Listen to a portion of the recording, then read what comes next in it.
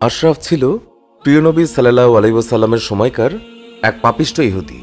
সে প্রিয় নবী সাল্লাল্লাহু আলাইহি ওয়াসাল্লামকে গালিগালাজ করত, কবিতা রচনা করে তার নির্মল এবং নিষ্কলুষ চরিত্রে কালিমা লেপনের চেষ্টা করত। তার শানের খেলাফ হয় এমন অপমানজনক শব্দ ব্যবহার করত যা প্রত্যেকটি মুসলমানের ইমানে চেতনায় শক্তভাবে আঘাত হানত। তার কুকর্মের ফিরিস্তে এখানেই শেষ নয়, সে লোকজনকে রাসূলুল্লাহ সাল্লাল্লাহু আলাইহি ওয়াসাল্লামের বিরুদ্ধে উত্তেজিত করত, মুসলমানদেরকে বিভিন্নভাবে কষ্ট দিত। এমনকি একবার রাসূলুল্লাহ সাল্লাল্লাহু আলাইহি ওয়াসাল্লামকে দাওয়াত দিয়ে এনে হত্যা করার ঘৃণ্য ষড়যন্ত্র সেই এঁটেছিল। রাসূলুল্লাহ সাল্লাল্লাহু আলাইহি ওয়াসাল্লাম প্রাথমিক পর্যায়ে সাহাবায়ে কেরামকে ধৈর্য ধারণের আদেশ দিয়েছেন। কাব ইবনে আশরাফকে সৎ পথে ফিরে আসার অনেক সুযোগ দিয়েছেন, কিন্তু শেষ পর্যন্ত যখন সে অসৎ পথ থেকে ফিরে আসলো না, এমনকি তার অপকর্ম দিন দিন বাড়তে লাগলো, তখন রাসূলুল্লাহ সাল্লাল্লাহু আলাইহি ওয়াসাল্লাম তাকে হত্যার নির্দেশ দিলেন। একদিন মহানবী সাল্লাল্লাহু আলাইহি ওয়াসাল্লাম বললেন, তোমাদের মধ্যে এমন কে আছে যে কাব ইবনে আশরাফকে হত্যা করতে পারবে? কেননা সে আল্লাহ ও তার রাসূলকে অনেক কষ্ট প্রদান করেছে। রাসূলুল্লাহ সাল্লাল্লাহু আলাইহি ওয়াসাল্লামের কথা শেষ হওয়ার সঙ্গে সঙ্গেই মুহাম্মদ ইবনে মাসলামা তিনি দাঁড়িয়ে বললেন, হে আল্লাহর রাসূল, আমি পারব। রাসূলুল্লাহ সাল্লাল্লাহু আলাইহি ওয়াসাল্লাম তাকে অনুমতি দিলেন। দু একদিন পর মুহাম্মদ ইবনে মাসলামা অভিশপ্ত ইহুদি কাব ইবনে আশরাফের নিকট গেলেন, বিভিন্ন বিষয় আলোচনা করলেন। এক পর্যায়ে রাসূলুল্লাহ সাল্লাল্লাহু আলাইহি ওয়াসাল্লামকে নিয়ে আলাপ শুরু হলে কথা প্রসঙ্গে বলতে লাগলেন, এই লোকটির কথা আর কি বলবো, তিনি তো আমাদেরকে জ্বালিয়ে মারছেন, নানাবিধ কষ্টে নিপাতিত করছেন। তার কথায় তো জাকাত সাদকা আর দান খয়রাত করতে করতে আমরা নিঃস্ব হয়ে গেছি, পড়ে গেছি বড় অভাবের মাঝে। আর এই জন্যই আপনার কাছে ঋণ নেয়ার জন্য এসেছি। জাকাত দিলে, দান খয়রাত করলে বাহ্যিক দৃষ্টিতে নফসের বড় কষ্ট হয়, এতে কোনো সন্দেহ নেই। আর উপরের বক্তব্যের মাধ্যমে হযরত মুহাম্মদ ইবনে মাসলামার এই বাহ্যিক অর্থটি কাব বিন আশরাফকে বোঝাতে চেয়েছেন। প্রকৃতপক্ষে দিনদার এবং নিষ্ঠাবান লোকেরা দান সাদকা প্রদান এবং গরিবদের সাহায্য সহযোগিতা করার দ্বারা অন্তরে এক গভীর প্রশান্তি অনুভব করেন। এমনকি আল্লাহর রাহে মাল খরচ করতে না পারলে তারা কষ্ট অনুভব করবে। মুহাম্মদ ইবনে মাসলামা রাদিয়াল্লাহু তাআলা আনহুর কথায় কাব ইবনে আশরাফ বেশ পুলকিত হন, মনটা তার খুশিতে ভরে ওঠে। কথাটিকে আরো জোরালো করার জন্য সঙ্গে সঙ্গে বলে ওঠেন, আরে এ আর এমন কি দেখলে, দেখার সময় তো সামনে আসছে মাত্র, ভবিষ্যতে যে তোমাদের এমন অবস্থা দাঁড়াবে যে সেই চিন্তাই আমি করছি। মুহাম্মদ ইবনে মাসলামা বললেন, আমরা যেহেতু সাল্লাল্লাহু আলাইহি ওয়াসাল্লামের অনুসারী হয়েছি, কাজেই তাকে আপাতত ছেড়ে তো দিতে পারছি না, এই জন্য পরিণামের অপেক্ষায় আছি। এই কথার মাধ্যমে কাব ইবনে আশরাফ রাসূলুল্লাহ সাল্লাল্লাহু আলাইহি ওয়াসাল্লামের মন্দ পরিণামের কথা বোঝালেও মুহাম্মদ ইবনে মাসলামা তিনি কিন্তু রাসূলুল্লাহ সাল্লাল্লাহু আলাইহি ওয়াসাল্লামের বিজয় এবং কাফিরদের পরাজয়ের কথাই বলেছেন। কাব ইবনে আশরাফ বলল, তোমরা ঋণ নাও, তাতে আমার কোনো আপত্তি নেই, তবে বন্ধক হিসাবে কিছু রেখে যাও। বন্ধক হিসাবে আপনি কি রাখতে চান? যতদিন তোমরা ঋণ পরিশোধ না করবে ততদিন তোমাদের স্ত্রীরা আমার কাছে থাকবে।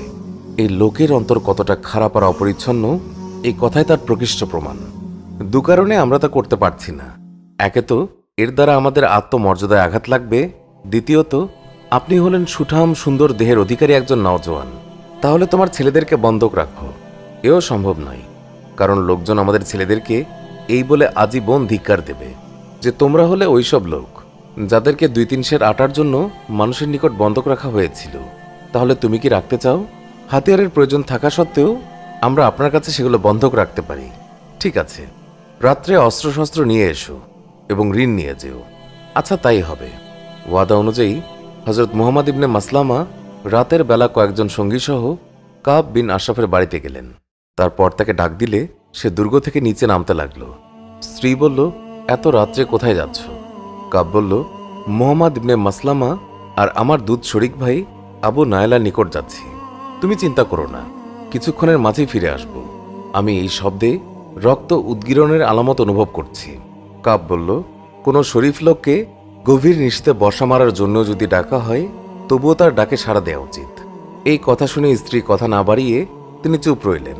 ইত্যবসরে মুহাম্মদ ইবনে মাসলামা তার সঙ্গীদেরকে বলে দিয়েছেন, কাব আসলে আমি তার চুলের ঘ্রাণ নেব।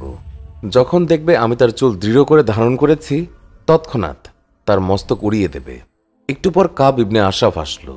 মুহাম্মদ ইবনে মাসলামা বললেন, আজকের ন্যায় সুঘ্রাণ আমি আর কোনো দিন আস্বাদন করিনি। কাব বলল, আমার কাছে আরবের অনেক সুন্দরী রূপসী নারী আসে, এরা সুঘ্রাণ খুব পছন্দ করে। এই জন্য এগুলো আমি ব্যবহার করে থাকি।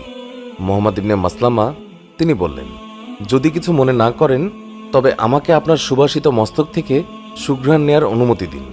কাব ঠিক আছে বলে মাথাটা সামান্য ঝুঁকিয়ে দিল। মুহাম্মদ বিন মাসলামা এবং তার সঙ্গীগণ ঘ্রাণ আস্বাদন করলেন। কিছুক্ষণ পর মুহাম্মদ ইবনে মাসলামা পুনরায় বললেন, আপনি কি আমাকে দ্বিতীয়বার মাথায় ঘ্রাণ নেওয়ার সুযোগ দিয়ে বাধিত করবেন? কাব ভাবতে লাগলো, আমার আজকের সুঘ্রাণটা এদের বুঝি খুব পছন্দ হয়েছে। তাই ভিতরে ভিতরে সে বেশ খুশি হলো। সে বলল, ঠিক আছে, তুমি ইচ্ছে মতো সুঘ্রাণ আস্বাদন করো। মুহাম্মদ ইবনে মাসলামা কাবের কাছে গেলেন এবং সুঘ্রাণ গ্রহণে ব্যস্ত হয়ে পড়লেন। এক পর্যায়ে সুযোগ বুঝে মাথার চুল খুব মজবুত করে ধরলেন এবং সঙ্গীদেরকে ইঙ্গিত দিলেন। সঙ্গীরা তৈরি ছিল। ইঙ্গিত পাওয়া মাত্রই একজন ধারালো তরবারির এক আঘাতে কাবের মস্তক দ্বিখণ্ডিত করে ফেললেন। অতঃপর তারা ইসলামের চিরশত্রুর মাথা নিয়ে শেষ রাত্রে নবীজি সাল্লাল্লাহু আলাইহি ওয়াসাল্লামের দরবারে উপস্থিত হলেন। রাসূলুল্লাহ সাল্লাল্লাহু আলাইহি ওয়াসাল্লাম সাহাবীদেরকে দেখেই বললেন, এরা সফলতা অর্জন করেছে, এদের চেহারা উজ্জ্বল হোক। তারা উত্তরে বললেন, সর্বাগ্রে আপনার চেহারা মোবারক হোক ইয়া রাসূলুল্লাহ। এরপর তারা ঘৃণিত ইহুদি কাব ইবনে আশরাফের ছিন্ন মস্তক রাসূলুল্লাহ সাল্লাল্লাহু আলাইহি ওয়াসাল্লামের সামনে রাখলেন। তখন রাসূলুল্লাহ সাল্লাল্লাহু আলাইহি ওয়াসাল্লাম আলহামদুলিল্লাহ বলে আল্লাহর কৃতজ্ঞতা আদায় করলেন। এদিকে কাব ইবনে আশরাফের নিহত হওয়ার সংবাদ শুনে ইহুদিরা বিচলিত হয়ে পড়ল। সকালে তাদের একটি দল রাসূলুল্লাহ সাল্লাল্লাহু আলাইহি ওয়াসাল্লামের দরবারে গিয়ে তারা উপস্থিত হয়ে বলল, আমাদের নেতাকে এইভাবে হত্যা করা হয়েছে। নবী করিম সাল্লাল্লাহু আলাইহি ওয়াসাল্লাম বললেন, সে মুসলমানদেরকে বিভিন্ন উপায়ে কষ্ট দিত এবং লোকদেরকে আমার বিরুদ্ধে যুদ্ধ করার জন্য উৎসাহিত করত। রাসূল করিম সাল্লাল্লাহু আলাইহি ওয়াসাল্লামের পক্ষ থেকে এইরূপ শুনে তারা নিরুত্তর হয়ে গেল।